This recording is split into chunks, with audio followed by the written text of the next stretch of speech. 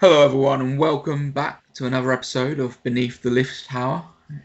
Last season is behind us, and we're looking ahead to the season upcoming. Once again, I'm Charles McGilvray, and I'm joined by Jess Keble and Simon Stacey. How are you both doing? Yeah, good, thank you. Yeah, I'm good, thank you, mate. Good off seasons? Yeah. Yeah. Getting ready, loose and limber in pre-season for another slog of a season? Yeah. So it's sort of poignant that we're recording today, as today was also announced this season's captain, George Furbank. Are we shocked? Are we surprised? Or was it exactly what we expected? Nah, there's no other choice really, was there? He did a good job while Lewis was absent, and right choice. Yeah, I think I said on a previous one I'd be more surprised if it wasn't him than if it was him. And yeah, it was just a no-brainer of a decision. I think, I'd have been not concerned if it wasn't him, but yeah, I'd have been surprised. I think he earned it after, we talked about a lot of people last year, but I don't know if we ever at any point actually stated that like all the wins that we got under his captaincy were crucial to where we ended up at the end of the season in terms of Europe semi-final, winning the trophy. May not have happened without his captaincy during that really critical time period, like as Simon said, when Lewis was away. So yeah, definite choice for me. And from what I've seen online, I haven't seen a single person that has disagreed. It's hard to disagree when he's got a record of 12 wins out of 12 matches as captain, hasn't he? I think the only thing people, it's not so much a thing nowadays, but I think if you're looking at it from an old school traditional point of view, having a fullback as captain can sometimes be thought of as a sort of a negative. One, they've got to cover a lot of pitch to talk to the referee, and two, they're not a big ugly forward who's going to put a bit of pressure on, because if you think back to the Saracens game in 2014 when we won the final, George Furbank was in the crowd, right? And Saracens had Steve Borthwick, which that shows you how things have changed, right? Steve Borthwick was Sarries captain, and when what's his name, J.P. Doyle went to the TMO to decide it, you could just see big ugly Steve Borthwick just leaning in quite close, having a few words of, oh, you don't want to be giving that ref, you can't see a thing there. And if you've got someone who's 6'6" and looks like Borthwick and a big physical presence, there's no doubt it could have an influence. And you think when Ian McGeechan gave Jono the captaincy of the Lions in, was it 97, he said he picked him for one reason: he's massive, right? So he wanted the captain to go and knock on the other captain's door, and he wanted him to be imposing. We're not going to have that, but maybe that's the Saints' way now, isn't it? That's exactly what I said. I said I don't disagree with the choice, but I would always prefer a forward because they're always in the ref's ear at scrum time. They're closer. But Ferbs is a fit boy. He can run back and forward. But yeah, you are right. I would prefer a forward, but then Ferbs has got the record, so he deserves it. Yeah. I also think we've also moved on a little bit from having captains in the ref's face all the time, trying to push for. I feel like we've moved on. No, I don't want to say forward or back, because people have their own opinions on that. But we've certainly moved on from that. Refs are certainly, we've seen it over the past couple of seasons, kind of penalising teams for chatting back, or even captains being told to kind of back off because it's a bit too much. So I feel like actually having a big, massive forward as a captain who's going to be kind of in the ref's face is not necessarily in line with how the modern game is really refereed. So I think Furbank is a perfect choice because he's not going to be that, and I don't think it's what we need. And like I said, his essentially 12 out of 12 winning captain's record is enough to prove that, really. Yeah, I mean it's big steps, it's big big shoes he's got to fill. That's what I was trying to say. And it's not just the fact that he's filling Ludz's shoes. That he was he was the heartbeat of the side for a long period of time. He was a real inspirational character. But you're also losing Laws, you're losing Waller, you're losing big characters, Moon, Matavesi, Paul Hill.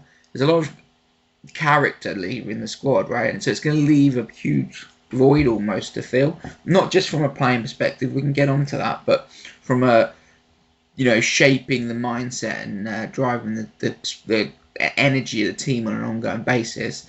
It's going to be he's going to need a few other people around him, and I think it's obvious that he's going to have Alex Coles and Dingwall as key lieutenants to him. But it's a big step that they've all got to take in terms of taking this side forward from a leadership perspective.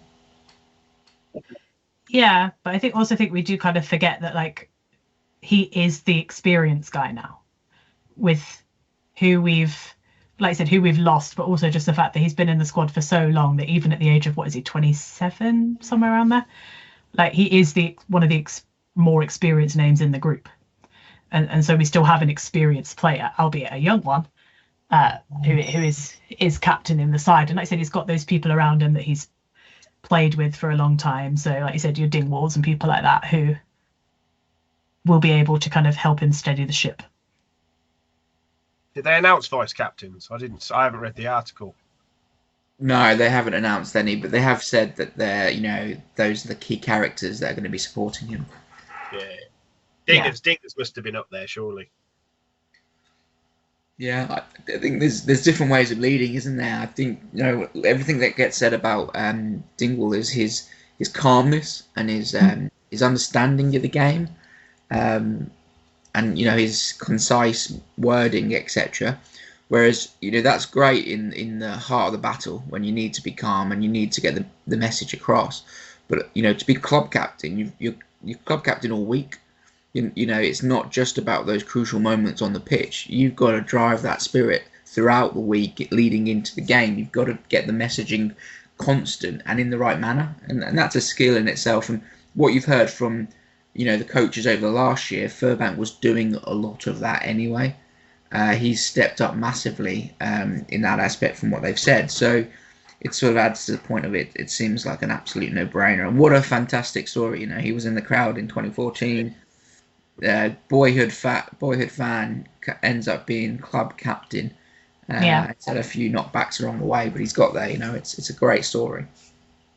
Yeah, it is. Yeah, good to see. So we took moving on. Then we obviously sort of touched on it. A few voids left in the squad. Laws, Waller, Ludds, Hill, Mooney, Matavesi. From a playing perspective, that leaves that most of them are starters. That leaves huge holes in the squad. What do you reckon they've gone to some extent in replacing them and filling those gaps? They've gone huge, I think. Looking at their signing, there's some big boys signed. There's some big boys signed. But yeah, we'll see how they cope, because there's nothing. You can't buy experience. That's the only thing. And there's quite a lot of young lads, but I'm looking forward to seeing the boys develop in this championship winning squad. I mean, you look at if we look at your sort of senior players from the signings, the sort of more experienced. You say you can't buy experience, but a few of these lads have got them. You're looking at Josh Kemeny. He's an international Wallaby. He's probably, don't want to say it, but probably earmarked to sort of replace Laws. He's a very dynamic player, ball-carrying player, gets over the game line, a lot of pace, line-out option, like Laws, obviously outstanding line-out option, and gets through a workload defence. What I think is the best comparison to why they've clearly gone after a very specific player there is he does a lot of his work in the wider channels in attack. Like we like to split our flankers wide in the attack. His pace and dynamism in those wider areas seems like he's been, cherry picked to come in and do that role. It's like you can't replace Laws, right? Laws steps up in the moments you need him. A minute to go in the semi-final, Saracens have just scored to make it a 2-point game. Who gets the turnover? It's Courtney Laws. Yeah. He was there for the moments, and you can't train or coach or sign that, right? But you can look at what he does and what he brings and what we need from our team. And I think those attacking options, those dynamic movements in those wider channels is what we're losing big time with Laws. And I think that's clearly why they've gone after Josh Kemeny to come in and to add that to the squad again. Yeah. He's the one I'm actually looking forward to seeing, to be fair, because I've watched a few clips of him on YouTube, and he looks pretty decent, and he's pretty rapid as well for the size of him. So yeah, fingers crossed. I mean, that's what always surprised us about Courtney at the end. Like the speed the guy had on him for the height and the weight that he was, like, you know, tracking people back from absolutely miles out. So yeah, I mean, it's interesting as well because he's the only sort of non-domestic player they've gone out and got as well. You know, there's a lot of sort of, you know, you sign a player and it works for both parties. You know, it has to work for both parties, and it might be that, you know, they're looking for to get another job essentially in the UK, and it works for them, etc. Whereas Josh Kenemy is an international from abroad. He's made a big bold move, and the club have probably made a big commitment to him as well to bring him in. It's if it doesn't work, it's a big failure. If it's not, you know, a squad player, if it doesn't work, it's no big loss. It's a big movement, I think, for him. We think there's a lot of pressure on him to come in and hit that, which I think it's going to have. The fans have got to be realistic in the sense of we haven't signed Courtney Lawes' direct replacement. We've signed another player for the team. Yeah, that's not possible. There is no Courtney no, I don't. replacement. He's the GOAT. Yeah, I think you have to come, like you said, come to accept that, like, we will be going for something different, because to try and replace, it's just not worth. It's not worth it. There's kind of want of a better word, really, is it? Like, trying to replace it, because, and it's nothing against any of the people we've brought in, but they're not Courtney Lawes. No one is Courtney Lawes, and to even think that you can replace someone kind of like for him is unrealistic, because he was, you know, a freak of nature.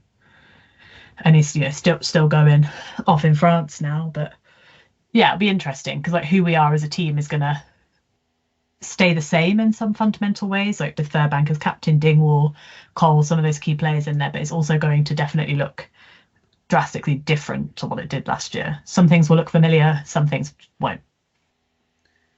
Yeah, I mean, you know, moving on from Kemeny, the other experienced player we've signed is Tom West. He's got lots and lots of Premiership appearances. Similar sort of signing to when we signed Tom Cruise. You know, he had a similar career path. And he seems to me to be a like-for-like replacement with Alex Waller. Right? But Alex Waller was, you know, 300-odd appearances, and he was playing some of the best rugby he's played last season. I thought he was really went out on a high. Not just with the results and the win and everything. He was performing really highly. I think Tom West doesn't come in as that replacement. I think he's come into a group of loose heads, and there's going to be an expectation on someone like Tarek Hafar to step up and challenge Iogan for that top spot. Don't think, you know, I think that's, you're looking at it as a three-way battle with the two youngsters hopefully being driven on and gaining experience from someone as key like West. Yeah. I like the look of Hunter Hill as well. He's a big unit, as well as the young lad from, was it Coventry? What's his name? George Smith, wasn't it? Yeah. Couple of big. I mean, when you had Zip Benson and you had Finn Brown as well, they've gone besides size, haven't they? Size, yeah. That George Smith's an enormous man. If it was half as good as his namesake, the Australian George Smith, who might be the greatest player to ever play the game, but he would be a pretty good player. But I think, you know, when you lose someone like Alex Moon, there's not many people on the planet as big as him. Yeah. So you've got to go out and find that. And Hunter Hill is a really interesting one, because he was quite a regular. He played a lot of games for Saracens and then just went through a huge spell of unfortunate injuries. Yeah. And it's a case of you never know. You might give him a chance, and he might get, you know, a new environment, freshen his legs up, freshen his body up, and go really well. Yeah, definitely. It is an interesting one.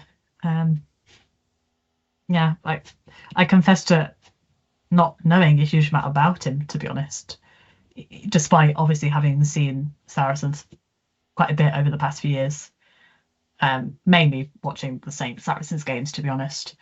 So yeah, I know he was at Saracens for a good chunk of time before moving on, but it just says a lot about the Saints that we've signed two Sarries players. A couple of years ago, that is never happening, is it? They're not they're like jumping ship to go and join the champions while the ship's sinking, hopefully. Yeah, well, I think Hunter Hill, like he was pushing Scotland's squad and he was going really well. So I think there's potential there. But I think that Yeah, second row position is going to be a really interesting makeup throughout the year. I think Alex Coles is probably nailed and starting in the second row, and losing Alex yeah, Moon opens up a bit of a opportunity. And you've probably got Timo as first choice there, but he's away in the Pacific Nations Cup at the moment. So you've got George Smith, you've got Munga, you've got Callum Hunter Hill.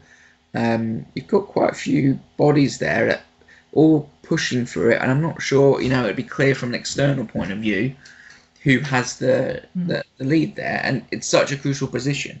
It should go forward. It's your big defender. It's your line-out option. It's fundamental to how the game operates. So yeah, it could be really crucial that someone there steps up, and you never know. I'm backing Chungamunga this year to have a big year. yeah. I mean, obviously we've been talking about all the signings, but for me, I'm really more excited about some of those names that we saw, a handful of times throughout the year, kind of how they're going to push on. So, your Chunyamungas, your Tom Lockett, and there's some of those names that we're talking about outside. So obviously everyone was talking about Henry Pollock during the under 20s, is it under 20 Six Nations, whatever, and their Six Nations tournament and their World Championship tournaments, etc. It just seems to be the name on everyone's lips in terms of like who's going to be the next best thing or big thing. So it'd be interesting to see how people like that push on. I think that's really where I'm more excited. It's nothing against the new signings. We need to make signings. We need to plug holes. But I've always been more interested in that kind of talent that we've nurtured from a young age and what they're going to do. So, I mean, it was a big thing as well when we signed Ruben Logan, for example. So there's some names in there that maybe aren't going to necessarily feature for the first team much, but we should certainly be seeing them in kind of the PRC tournament, for example, and maybe getting into a couple of games because you never know what's going to happen injury wise. But those are the people I'm really excited about this year because some of them are going to have to step up, to put it bluntly, just based on who we don't have anymore. Yeah, the back row and the second row is just going to be, I think pre-season is going to be really interesting to see. I think it's an open door for someone to stake a claim. You imagine Tom Pearson it's his the 6 or 7 when he's going to make one of them his own. And if Pollock steps up, then maybe Pearson plays a lot of 6 and Pollock becomes an incredible 7. Then you've got a pretty outstanding back row with Graham or Augustus in there as well, right? But Finn Brown coming from Doncaster, he was tearing up ropes last season, and we seem to have this habit of picking Doncaster's best player every season, and then stepping up massively for us. We've had Tom James, and then last year Sam Graham was outstanding. So, I think, and then on our special last special we did with Curtis Langdon, he picked out Finn Brown as the player to watch. So, very interesting, I think. And you've got the likes of Angus Scott Young, who almost lost out a bit at the end of last season, having been great in the early parts of the year. Pearson was sort of coming back from his injury. It's a real, you can look at the back line and go, it's pretty settled. It's probably not going to be a huge amount of change there. If you look at the front row, probably pretty settled. Other than Augustus and Graham and Coles, I think there's a lot to play for in the pack. But it's really interesting that the makeup of that side as well, because it's very dynamic. Very dynamic. If you look at Iogan, Langdon, and ignore the tight head because there is no dynamic one on the planet other than Tag Furlong and Tupu. But I'm not dismissing Big Trev. Big Trev. But Luke Green might step up into that. He's quite light for tight, but we never know. But anyway, but then you look at Coles, very dynamic. Munga, pretty dynamic player. Pearson, dynamic. Pollock, dynamic. Augustus, dynamic. There's a lot of pace. It's exciting if they can get it to work together. Yeah, definitely. I do like Pollock. I love watching him for the last couple of years at Bedford and that, but I just hope we don't rush him. I think he'll be another year at Bedford before he gets his big chance because he's still young, isn't he? All the hype after winning the World Championship and the Six Nations, it was all on him. He was man of the match every match. He's a quality player. But I just hope you don't, what they do, like rush him in and just make him totally lose his confidence. So Douse knows what he's doing. Yeah, I think he'll play more than him. I think he'll be around the squad quite a bit this year. I think, I'd be very surprised if he wasn't making regular appearances in the PRC. Oh yeah. Like actually getting some game time for Northampton. Yeah. Yeah, no, he does seem to be a generational talent, and I don't. You gotta. It's careful because you can always say, oh yeah, keep giving him game time at Bedford, keep giving him game time to get better, but then you sort of acclimatise to that level. Yeah. Sometimes you've got to push them a bit, give them exposure to that higher level, so they get an understanding of what their expectations are and the levels that they need to get to. You don't know it until you're in it, do you? You can watch the game and understand it, but until you're in it and playing it, you're not going to know the levels of what these packs are pushing them up to and the physical challenge that it is. So I think he'll be quite used, maybe off the bench quite a bit. He'll be travelling reserve quite a bit. I think he'll be slowly dripped into that first team. Yeah. And he's not going to, you can't expect him to walk into the first team and be a superstar. Fingers crossed he is, but he's going to take time to develop. But yeah, he'll be handy off the bench, though, wouldn't he, with that speed he's got. When all these forwards get tired, last 10, 15 minutes, boy's got proper speed on him. So he's put the bulk on as well. So we'll see. There's so many boys come in. It's hard to choose. Back row again is going to be mental to pick. Yeah, definitely. If you think you got Chausy's and Finn Brown, Brown, Angus Scott Young, Kemeny, and then you've got Pearson and Graham and Pollock and Augustus. There's plenty of talent there, and it's pretty impressive. I think maybe not quite as strong as in that second row and at hooker, but we'll see who steps up. Yeah, I mean, hookers. I'm not necessarily sure about hooker. I think with Langdon and Robbie Smith and two Langdons now, Robbie Smith and a couple of other people around, I think it'll be okay. I think that's the interesting thing, and maybe the exciting thing is that in the forwards, there's a lot of question marks, which will some people that they might be like, oh, that worries me, but I just find it exciting because I think, we go in as defending champions. There's an expectation there, but it really is going to be quite experimental as a season, and who knows how that's going to be. Whereas I feel like the backs feels really settled in terms of who you're going to be having playing. I don't think we're going to be seeing a huge amount of variation amongst that because we've just got some people that are just absolute standouts, and you aren't really going to look anywhere else. You're saying about hooker. Don't forget you got that Craig White as well, haven't you? Right, sorry, White. He's never under 20s champion. He's looked really good. Again, can he step up? It's one of them, isn't it? You'll see. Langdon's choice. We know Langdon's first choice. That's not even. But I mean, that's even the interesting thing with Curtis, right? Is because having to fight for that position with Sam Matavesi is what really pushed him to be as good as he is, and he even said that in our special. It was like that pushed both of them to be better because they wanted to beat each other to that position, and he now doesn't necessarily have that out and out, or at least not one that we know at the moment.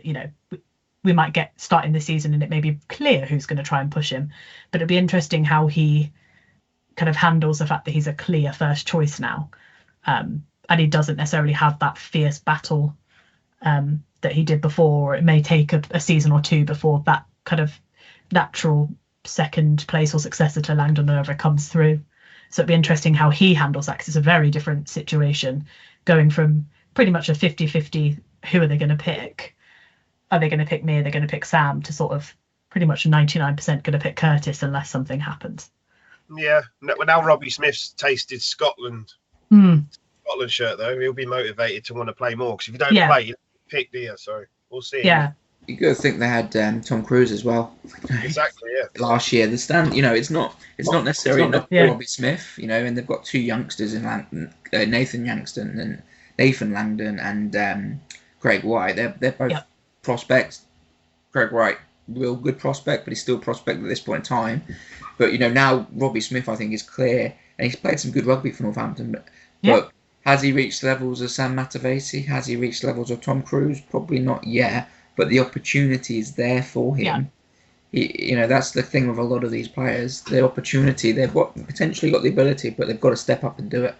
And that's the exciting thing about, I know we won it. We're defending champions, but you can Brian Clough it and chuck all those medals in the bin because we haven't won anything this year.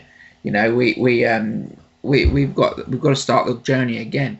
Last time it took us 10 years to complete the journey from the final, and the goal is that they've got to try and do that again. Not many teams have legitimately gone back-to-back titles ever in the Premiership. There's a lot of teams that have competed and won it, and that's because it's cyclical. We've got to start again, build on what they built last year, but they're not building from title favourites in my eyes. They're mid-table, hoping to build again at the moment, I think, and it's hopefully that wave of enthusiasm and unburdened talent that's coming through that can keep them pushing at the top end. But it's another case of they've got to go from the levels they were up again. If someone like Laws and Ludlam and Waller are dragging them forwards, someone else has got to do that, and the rest of the squad's got to go with them. You got the big target on your back, though, haven't you? But also, you mentioned Brian Clough. You're showing your age there, boy. Well, no, Brian Clough was way before me. Brian Clough was way before me. But if go and watch The Damned United or read the book, But anyway, so let's thinking ahead now. Pre-season, we've got the first game against Leinster this week, and then Bedford the week after. What are we expecting to see from these two games? I don't see. I've got no expectations, and I don't think there should be any expectations. I think they're there to get some minutes under their belt, and that's really it. I think we talk about pre-season fixtures a lot, and I'm not saying they're not important, because obviously they are, in terms of actually getting out on the field against an actual team. Not you going up against half of your own squad. To put like a little miniature thing together. You're actually getting some proper game time. But I mean, nothing. I know last year, or it may not necessarily have been last year, but there was definitely one year I think we lost the two of them, and everybody was freaking out, and I was like, it means nothing. Like, we make changes every about 10 minutes. We bring on a whole new raft of people in. I said it means absolutely nothing. So I said, as long as everyone gets a little bit of time under their belt, gets some minutes under their belt, we get to see a lot of them, which I think we will, because we normally do. We normally send massive squads to those. And I think it'll be all right. It'll be fun, having Leinster back against Leinster. Yes, it's only a pre-season, but, there's some history there now, so that'll be fun. Yeah. There'll be a good squad of 30, 35 players on the floor. Yeah. They'll try different combos. It's just playing against somebody that isn't your own team, isn't it? Yeah. The foul, getting that body contact, building the impact back on you, and just seeing what game we can play. But it depends what they send as well. Are Leinster going to send a full-strength side? No. They'll probably send a couple, but they're not going to send a full-strength side, are they? Because they never do. But it should be interesting. Be good against Bedford. That'll be a good match.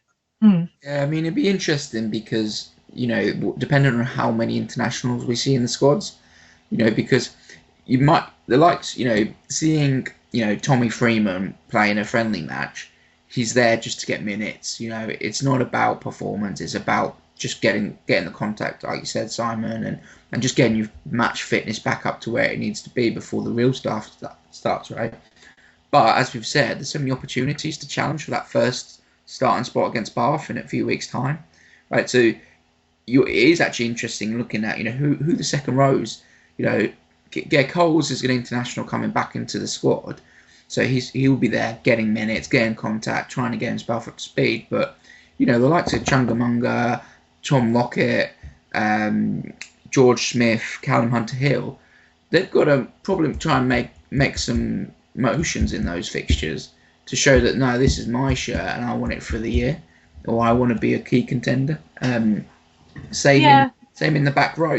Like you said, there is certain players, they're just there for the minutes. But I think because of the this void that's created by these players leaving, I think some of the performances are going to be impactful on their season ahead in terms of selection.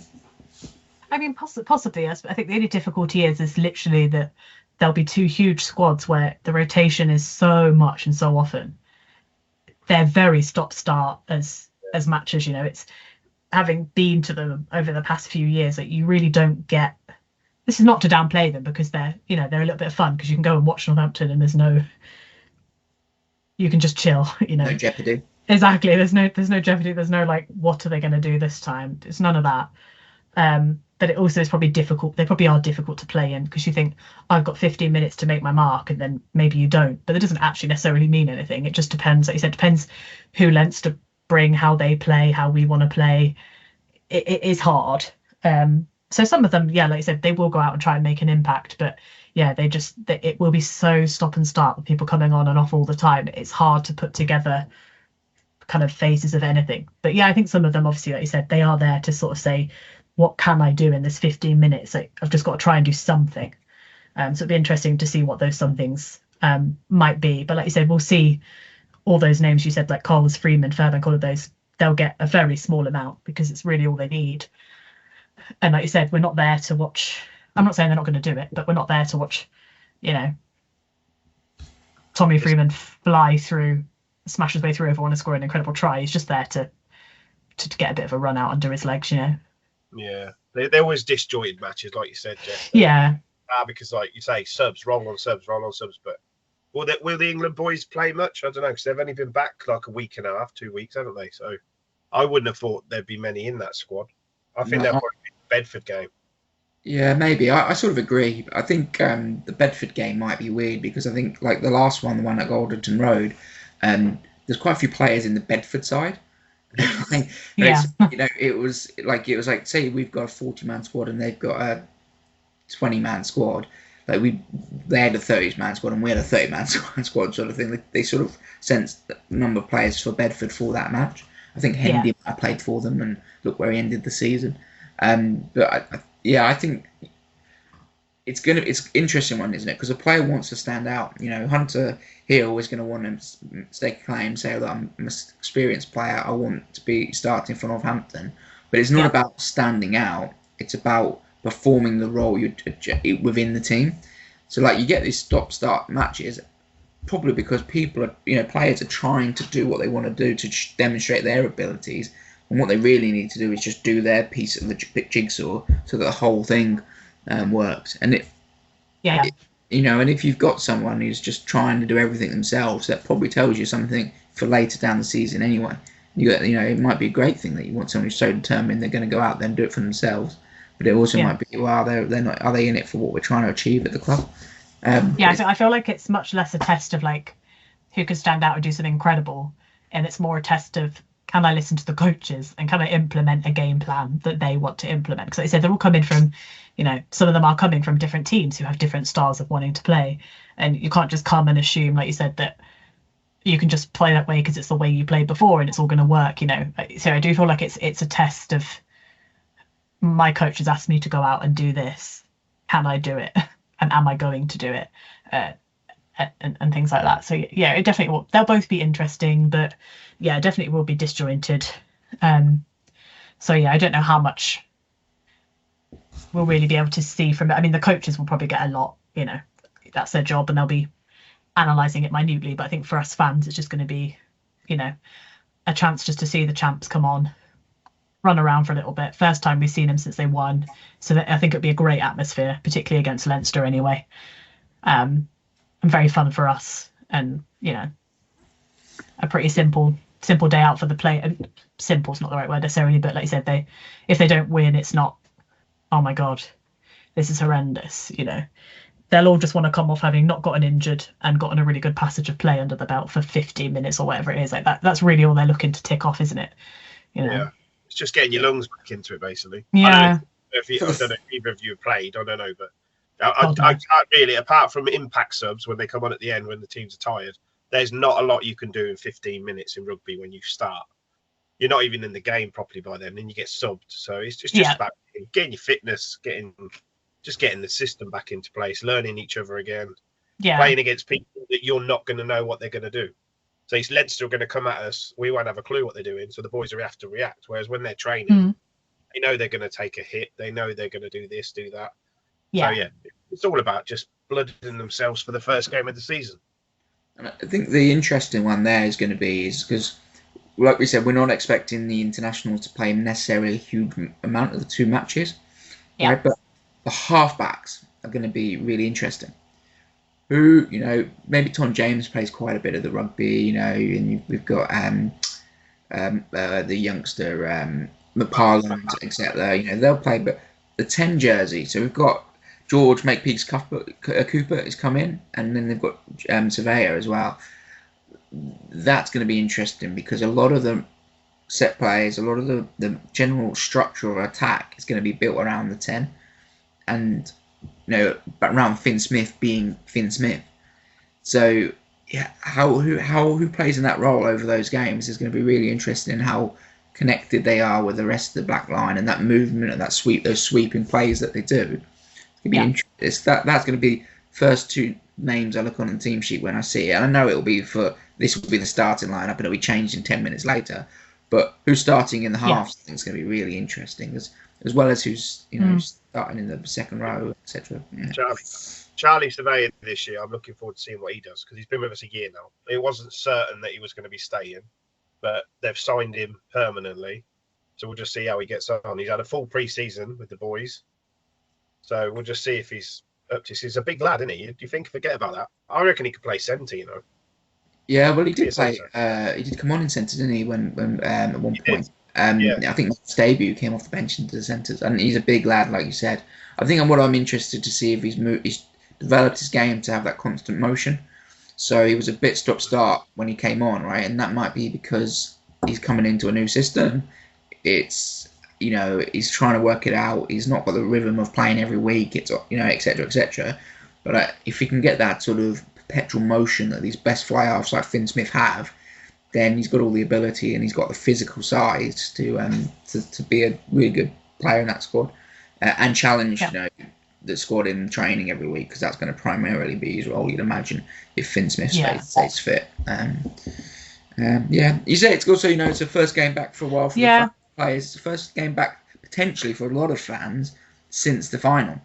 First game they'll have been to, unless they've travelled abroad and watched games in Japan or Australia or whatever. My last one was at Suncorp Stadium. That was pretty spectacular, but I can't wait to get back to the Gardens. Yeah.